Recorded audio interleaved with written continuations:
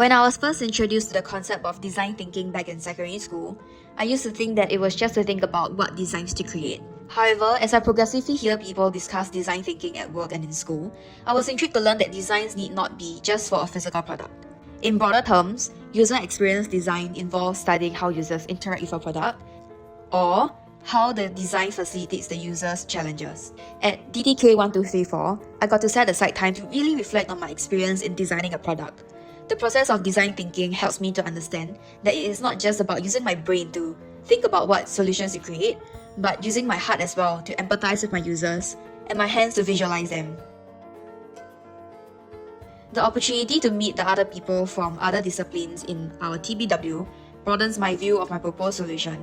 I find this very helpful even in other contexts when I'm working with a group of people. Instead of seeing our differences as a hassle, I'm starting to recognize them as a strength. I learned that there is always room for improvement and iterations in design thinking. Like how in each tutorial sessions, the tutor is always constantly trying to implement different ways of facilitation to engage the class.